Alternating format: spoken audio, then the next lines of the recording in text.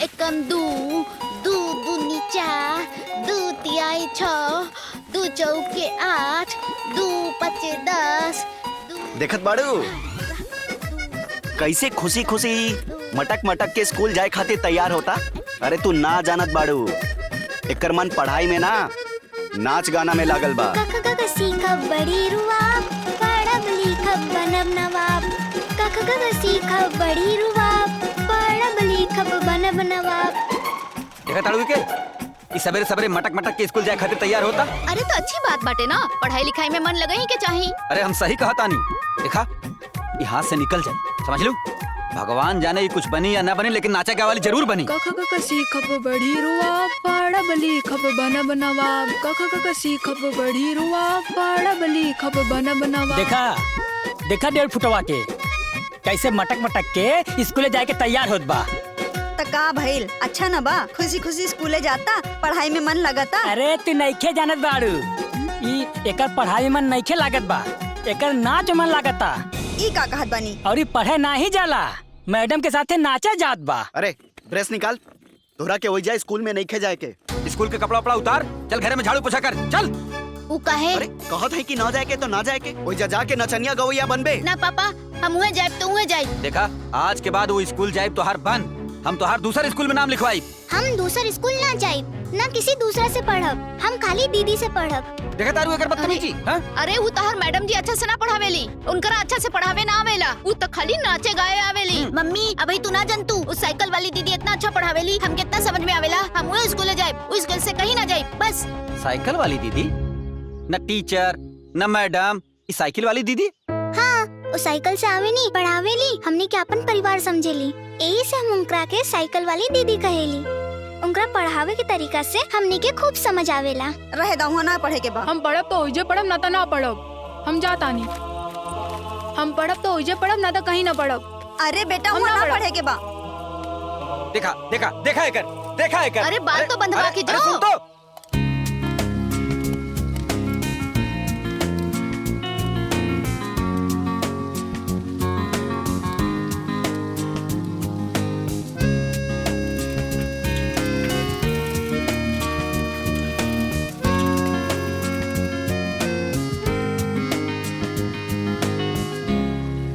Cycle वाली दीदी,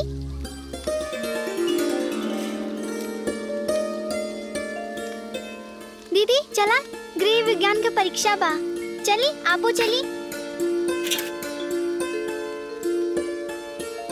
का होता वहाँ? देखी ना बहुत कुछ बना था। हाई कुल का होता? गृह विज्ञान का 6 परीक्षा होता। और का होता? गृह विज्ञान प्रैक्टिकल? साल में 2 बार होला, एक छमाही और एक सालाना। हाँ ममता, आवाई जे गर्मे गर्मे पकौड़ी बनल रही खाई ला, ना तो जुड़ा जाई तो मजा ना दे। तू लोग खा, हमके नहीं खे खाए के। दीदी चली ना आपो खा ली। हाँ बेटा चला।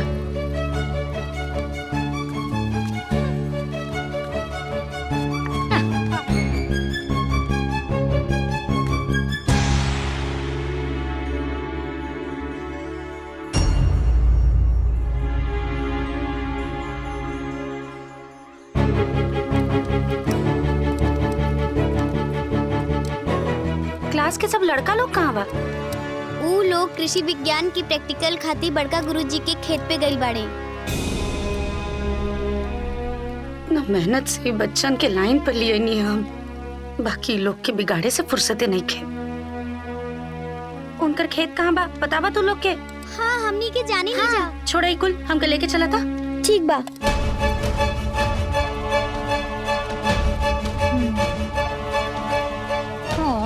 ज्यादा छोड़ा खा। खाला बहुत नीमन बा।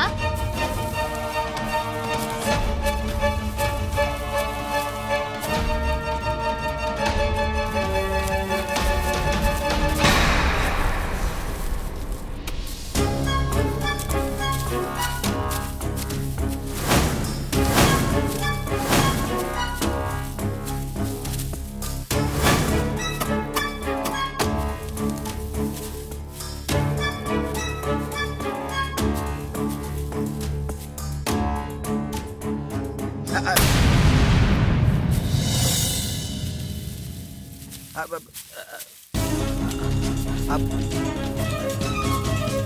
का करता नहीं सर? स्कूल के बच्चा लोग से काम करवावता नहीं?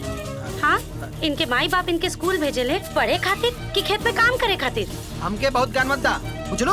हमके सब बतावा का करे चाहिए का ना करे चाहिए। बहुत सिखाओ मत, तू जाके अपन काम करा।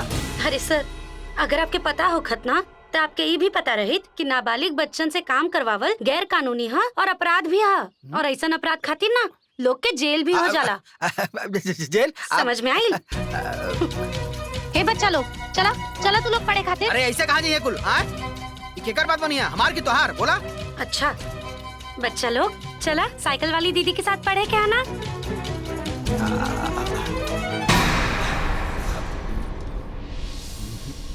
चला लो, चला चला चला, अब चला चला। तोहरा मन बहुत बढ़ गई बा, कौनो न कौनो इलाज करे के होगी। का दिक्कत बा तोहनी लोग के? हाँ, कितना बार हम समझावनी है कि सिर्फ पढ़ाई लिखाई पे ध्यान देवे के बाद कि सब अनाप शनाप काम नहीं खे करे के। दीदी हम लोग पढ़ल चाहत रहनी, बड़का मास्टर जबरदस्ती काम में लगा देले। यहाँ बात दीदी, सर कहले कि जे ना आई ओके नंबर कम मिली और वो फेल हो जाई। हाँ दीदी, यही से हमनी के खेते में आवे के पड़ल। ठीक बा, चिंता मत करो लो, हम देखता नहीं के तू लोग के कम नंबर देता। आज के बाद स्कूल में सिर्फ पढ़ाई करे के, ठीक बा? ठीक बा दीदी।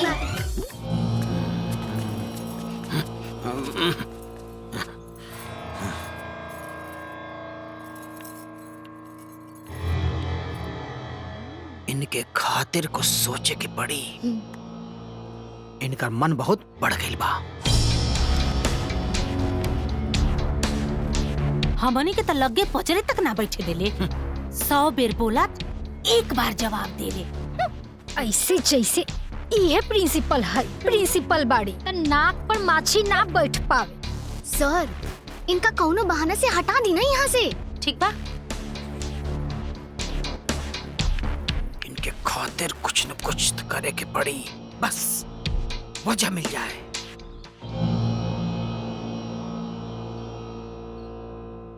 आज फिर होमवर्क ना कैलू है? हाँ, हम कितना बार कहले होमवर्क का के आइल करा? देखा, जैसन हम कहत हई वैसन कैल करा, ना तब फेल हो जाइबू तब पता चली, और तब ना हमसे बुरा क्यों ना होई। आई समझ में? कल से होमवर्क का के आइया, जा बैठा, पढ़ाई पे ध्यान दा।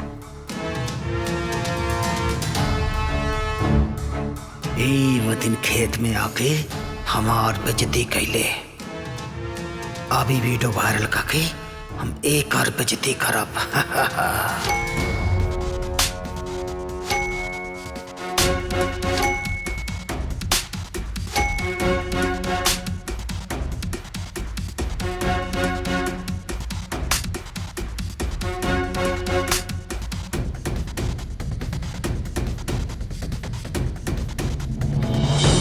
का मास्टराइन, हमारा लड़की के तहरा के मारे के हिम्मत कैसे भइल? हाँ, खियावे तू, पहनावे तू, हाँ?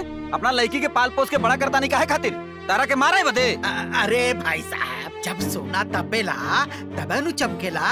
अब पत्थर बिना छीने हथौड़ी खैले मूर्ति थोड़े न बनेला। मास्टर साहब, एक काम करा, तू अपने लड़की के मूर्ति बनावा, हमरा अपनी लड़की के सोना चांदी के मूर्ति नहीं बनावे के बा। आज इनका बेटी के मारत हई, कल हमरे लड़का के मारी हैं। धीरे धीरे पूरा गाँव के लड़का के मारे लगी हैं। सही बात हो भैया, समझा दो मास्टर साहब, इनके अच्छे तरीके से समझा देना तो अच्छा ना होई, बता देते हैं। अरे हम अपनी बिटिया रानी के कबो दुबी के छुटकनी सुना छुअनी, अरे वो चाटा से मारता नहीं। अरे हमार करेजा फट गल देख के। रउआ के अंदर दया बाकी ना बा? हाँ, अरे इनके बाल बच्चा ना है ना, त का जानी है बाल बच्चा का पीरा। जायदा माफ कर दा।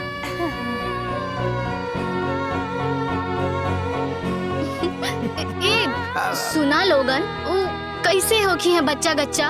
इनके पति के तो लकवा मारल बाना।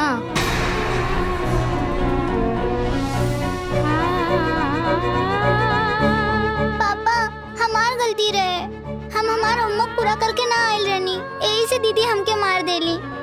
और ये दीदी के ना बोली ना। चुप रहा तू, एकदम शांत रहा। हाँ? तू बड़ा भैलू जज, यहाँ तो के एकदम नहीं पढ़े लिखे के हो। चल चल घरे चल चल।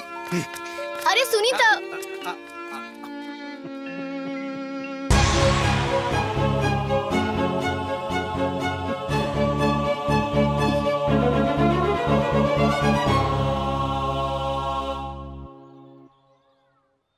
दिव्या, प्रेजेंट दीदी। दीक्षा, प्रेजेंट दी। ओम, प्रेजेंट दीदी। स्वास्तिका, प्रेजेंट दीदी। गुड मॉर्निंग मास्टर जी। हाँ, बैठ बैठ बैठ बैठ बैठ। ये कहा सर? तोहार सस्पेंशन आर्डर। सस्पेंशन? हाँ। सस्पेंशन? कहा है सर? तोहार अनुशासनहीनता और हिंसात्मक कार्रवाई के लिए तोहरा पद से तोहरा के बेसिस आप निलंबित कर देले बाड़ा। हम ऐसा का कहनी है सर? हम तब तोहे पता ना बका कैलू है? पूरे देश में ई वीडियो हाय वीडियो देखा।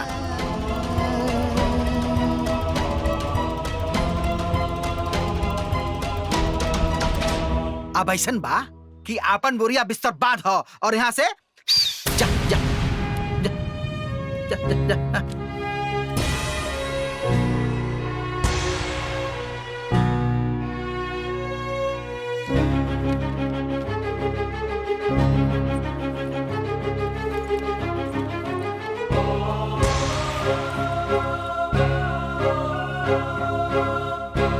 दीदी का भइल रउआ के?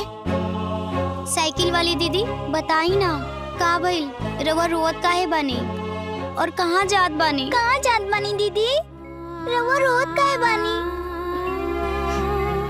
कुछ ना, हम ना अब तोहनी लोग के ना पढ़ा पाए, बाकी तो लोग एकदम मन लगा के पढ़िया। हाँ, एकदम मन लगा के पढ़िया, ठीक बा? मर जाए दीदी। दीदी ना दीदी। दीदी मर जाए दीदी। दीदी मर जाए दीदी। दीदी मर जाए। अगर आप चल जाए तो हमने की पढ़ाई दीदी? दीदी के का पढ़ाई? हाय इतना मास्टर लोग हम का करी हैं? चल चल चल चल चल ले जाइए दीदी। हमने के और से ना सिर्फ और सिर्फ आपसे पढ़ब। दीदी दीदी हमने के छोड़ के बच जाए दीदी। दीदी हमने के छोड़ के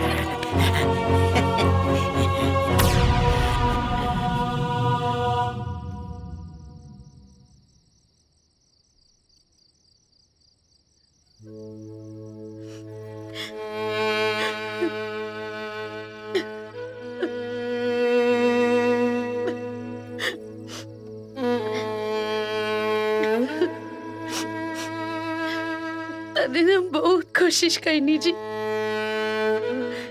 अपन काम भी बहुत मन लगा के करनी, बाकी पता नहीं सब साथे काहे होता।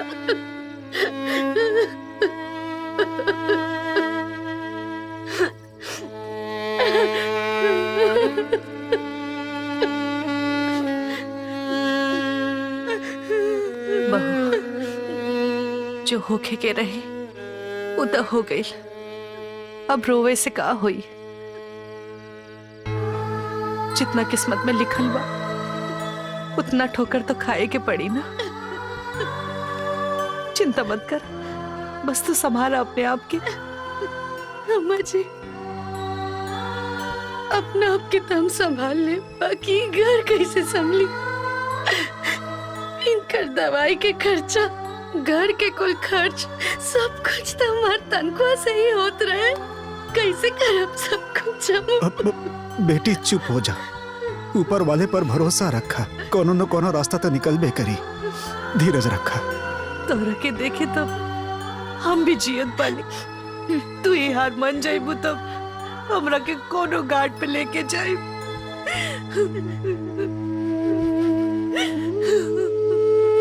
अम्मा जी रोई मत, मत रोई अम्मा जी, हम बानी ना, हमरा रहते आप दोनों जना के कबो कोनो दिक्कत ना हुई। बस रोई मत आप।